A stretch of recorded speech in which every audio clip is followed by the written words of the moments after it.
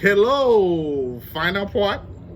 Day two. EFE, my man Pablo, family here with me. We have talked about messing up.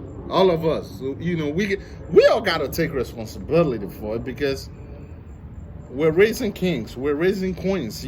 Everybody's a victim of what we are doing. So the way I act, my son is looking at me. Yeah. It starts from home. Yeah, The way I definitely. carry myself. So everybody is held accountable. I will want my son to talk to women the right way. Period. Yeah.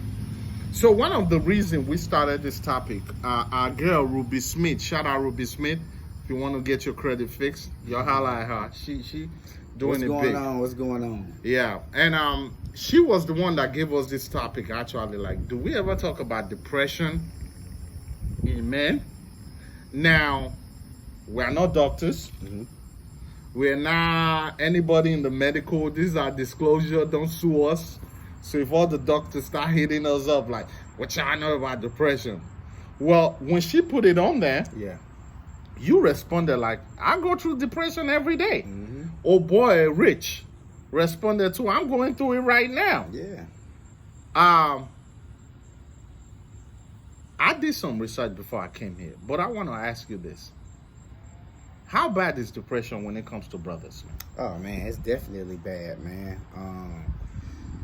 You know, I guess the energy, man. Sometimes feeling like we're not good enough, feeling like we didn't do enough. All of these things, regrets. All kind of things, and it's crazy because a lot of the time you wake up in the morning and everything just comes rushing at you, and all your failures and all the people you let down, and all the situations you didn't fix because you didn't have the courage to, or whatever the case may be. Mistakes that you can't redo. And when you wake up in the morning from a good night's sleep, it's like they all hit you at one time. And then you got to get out the bed and go to work. It's a crazy thing, man, because a lot of times that's what it hits you. As soon as you wake up in the morning, you just laying in the bed for that extra 5 minutes, and it just attacks you just all at one time. One of the things when I was reading, there was it Help Guide? There was a website I was reading. It said, men, especially black men, say whatever we're going through, we don't like to talk about it. Mm-hmm. We like to keep it in because why? The reason why is because we feel like a lot of the issues nobody can fix. Like they're unfixable. Like we feel like our problems, it doesn't matter if we tell those people around us because they're not involved. They don't have any way of fixing it. At least that's what we think. Do you think also though that we are just ashamed to admit that we got issues? Definitely. Because you don't want nobody to look at you like you crazy or something. Like it's just the same thing everybody else is feeling, but we'll just have if we're depressed, it's because we told you. You know what I'm saying? We had the ability at that moment to tell you that we got a problem. But a lot of us got problems. A lot of us feel that way, like we might not be in a situation that we want to be in at the moment. We feel like we can't provide for our families or whatever the case may be. Whatever that individual is going through affects him as a man, because now he's questioning his manhood. He's questioning his own manhood, and sometimes, man, I'm like, with everything I've done, still feel like, man, you know, are you where you supposed to be in life? You question yourself. Yeah, you questioning yourself, you know, and that leads to depression because you start asking yourself if you're a failure, you know.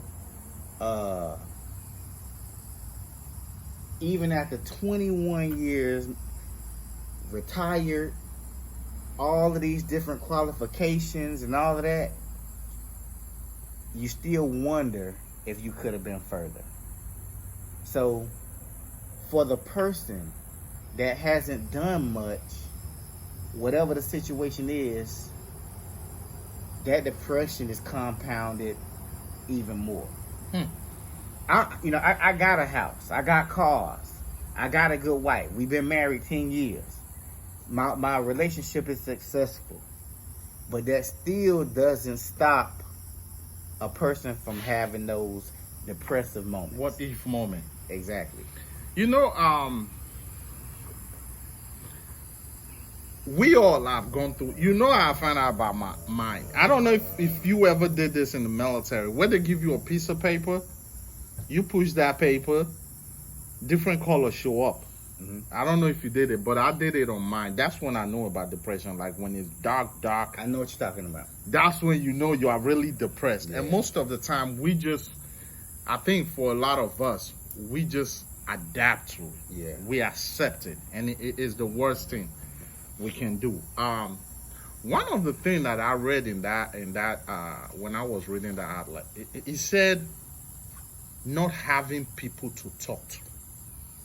Well, I mean, that can go both ways because, and it depends on the kind of person you are too, because a lot of people deal with depression in different ways.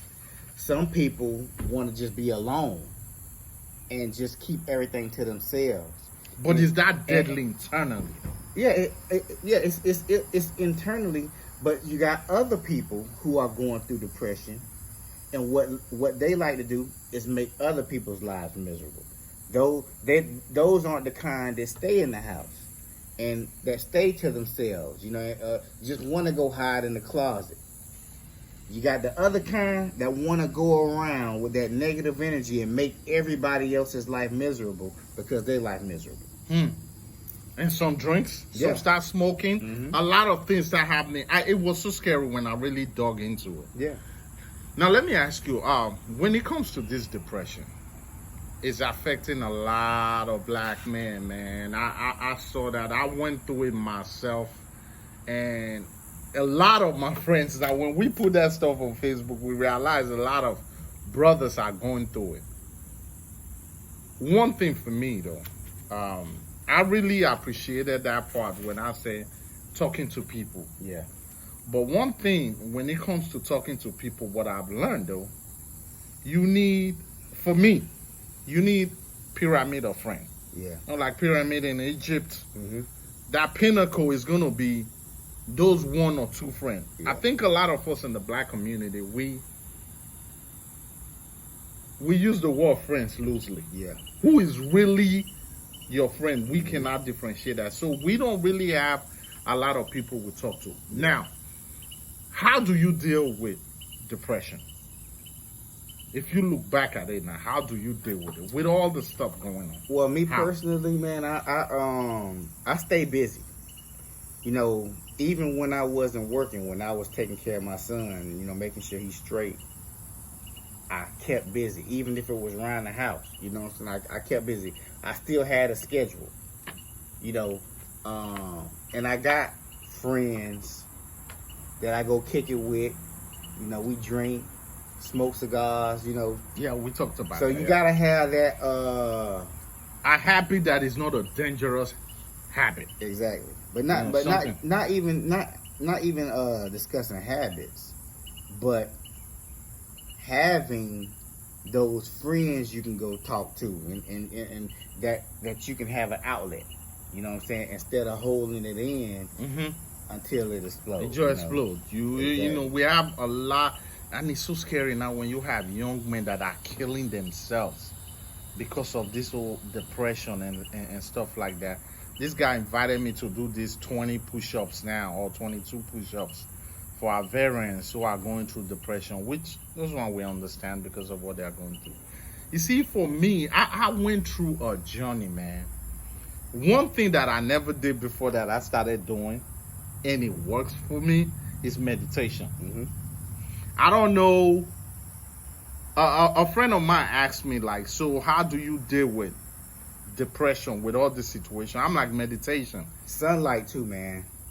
You know, a lot of times throughout the day, if I'm just chilling at the house, I just go stand in the sun for a little bit. Now, I might just stand out there for a good 30 minutes, taking pictures of myself, you know. Make yourself feel good. Exactly, you know what I'm saying? So you boost your own morale.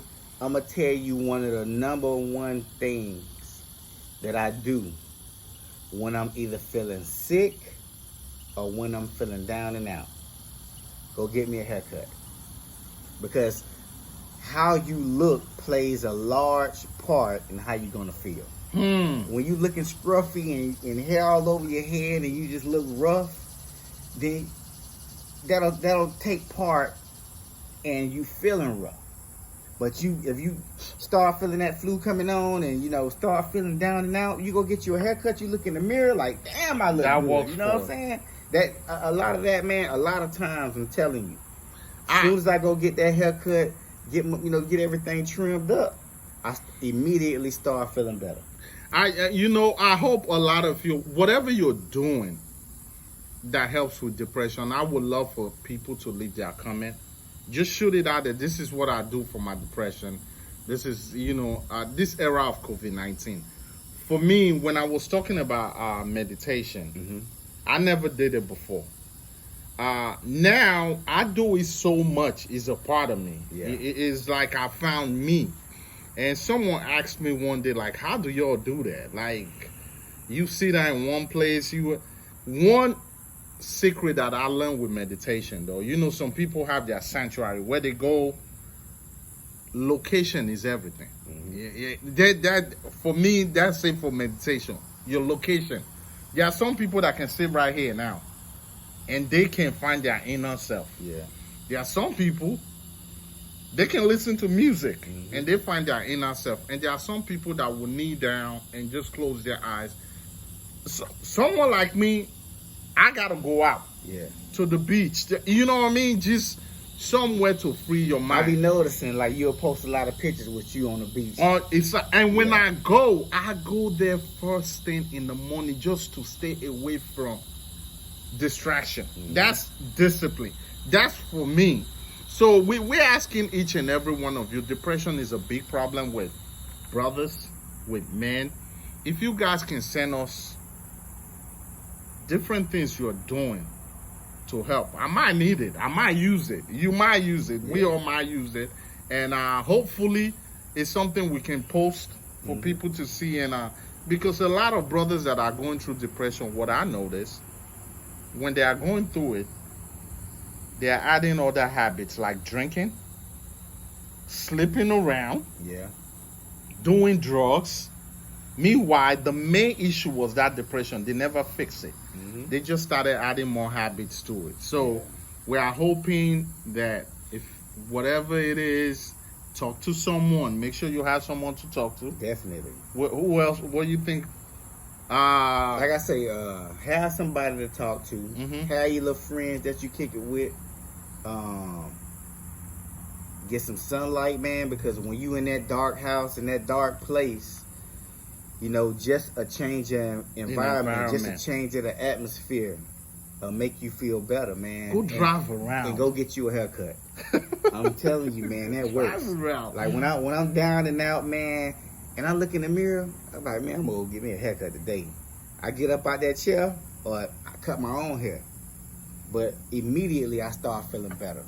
And another thing that I noticed, it's good to give. Like, at times, when you give, you understand how lucky you are. Yeah. Like, when you are able to just do something for someone and they appreciate that stuff, you realize, like, damn, I thought my life was bad. And then you actually understand that, wow, people have it bad. So, whatever it takes, to find yourself. They say you die once, you live every day for a very long time. So you got to take care of that. Anything else we're missing, my brother, before we close out today? Man, you know, Advice for our brothers that are acting up, men that are acting up.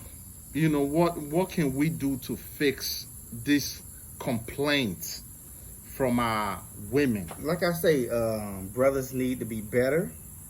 They need to be there for their children. Be there for that woman that they gave a child to, regardless of the situation. You know what I'm saying? So like I say, it's a trickle down effect.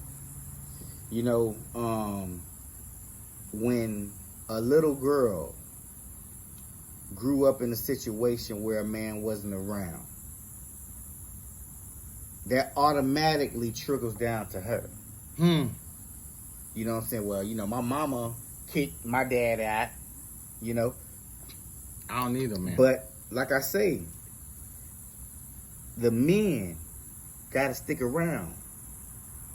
Gotta stick these relationships out. And I don't know, you know, as a man, you might have to put up with a lot of stuff. But showing your son that you stuck it out,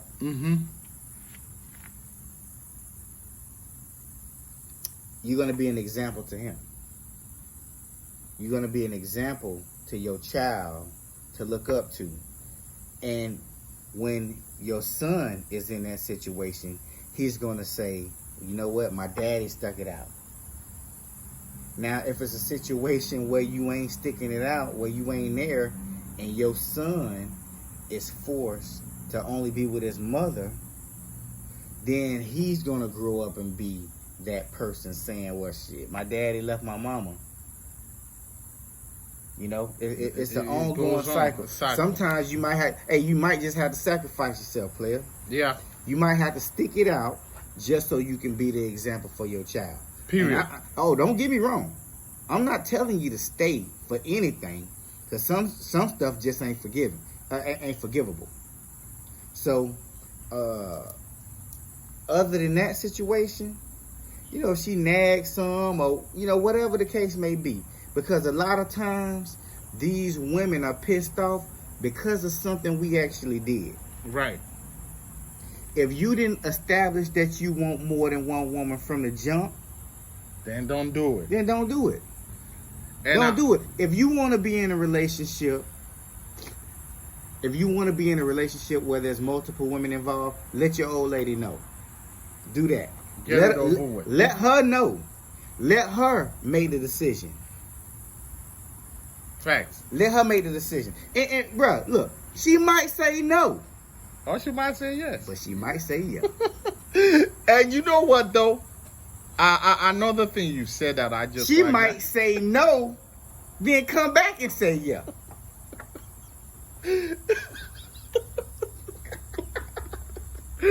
Oh, my God. Another thing you just said now, like... What's up? We all got to hold each other accountable. Yeah. And like I said, the new friends that I have now, one of my boys just made it clear. I can never hang out with you if you one of those that have kids and don't take care of your kids. I think I need people like that around me. Exactly. that are able to tell me, like, if you effing up, I'm not about to sugarcoat it, you effing up. Yeah. When you get people around, so brothers, men, we all got to hold each other accountable. If your man's is messing up, don't support it, man. Especially when kids are involved, especially when our sisters are involved, especially when the community is involved. We all got to hold each other accountable. Definitely. Anything else? That's it, bro. We want to thank each and every one of you for tuning in. I hope I touched everything. You know what I'm saying? I try to even everything out. And if we don't, we want to get everything. our sisters, our women to respond and let us know, like, well, good, but y'all could have done better. We want to hear everything because a woman gave us this topic that we're talking about. So I want to thank each and every one of you for tuning in.